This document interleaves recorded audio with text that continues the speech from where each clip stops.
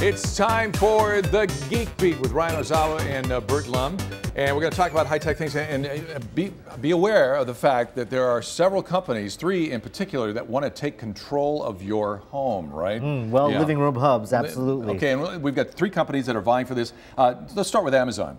Sure. So Amazon is putting out has something called the Alexa. It's been out for a while, and now they're running a lot of commercials. It's basically a speaker. It's got 7 microphones in it, and it is always listening. And people describe it as kind of like an assistant. So you can ask it trivia questions, ask it weather, say how many cups in a quart, or things like that. But the interesting thing is that it ties to Amazon services, so you can have it play music, you can have it read books to you. And I have good friends with them, and they feel it's really like living in the future. You just call out in your living room, your hands are full of stuff, and you can ask it for information. All voice activated. Yeah, and because it's also attached to the cloud, the internet, it can be upgraded. They're always adding features. Now it can control your smart home devices, turn on and off lights. So they were probably one of the first to make a really strong play for that living room. Okay, and who else do we want to talk about? Well, you know, it was kind of a slow, let's say, release because Google is now into this market. A couple weeks ago, they actually announced the OnHub, and OnHub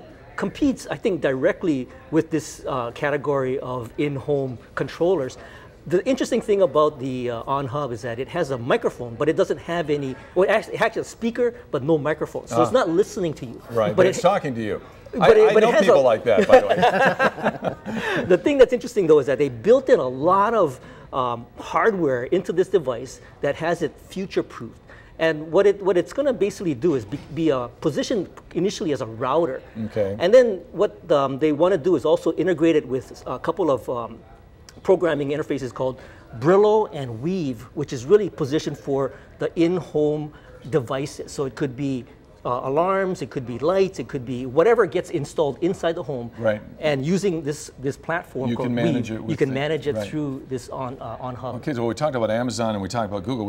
Apple's got to be involved in this, right? Well, now it seems that Apple is coming late to this party. They haven't updated the Apple TV, their little puck, in over 1,000 days, but they're saying in 2 weeks, at their big announcement, we're going to hear something new. So they're saying the new version will have Siri in it. So yes, Siri is the thing you talk to. It'll have a touch remote, and it will be able to finally have apps and games developed for it. Now, one of the questions is it going to ever be able to do things like some of these other devices? I think that they're going to have to do a lot of catch-up, but if they open up the developer kit so you can make apps, then the sky's the limit for what that device can do for you your guys house. are going to get, you have one of these, or are you going to get one of these? I'm waiting for the Apple TV. I have one of the very first ones, Right. and I just think they keep delaying it because they're trying to make an over-the-top television service, but making those deals is very hard. This is starting to sound a little bit like artificial intelligence in a way, or the beginnings of that. Well, you know, I think with the right price point, people will start to buy these devices. We're going to be talking about artificial intelligence on the show tonight.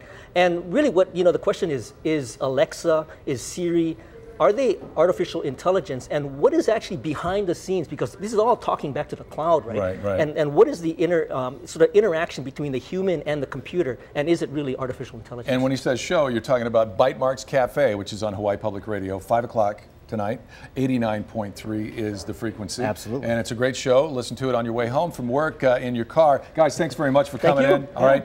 Can I beg just a little more dancing as we head to break? The Geeks, and the Geek Beat right here on Sunrise. We'll be back with more in just a moment. Ooh, the shaka thing. I like that. I think that's the thing. Yeah. Or that.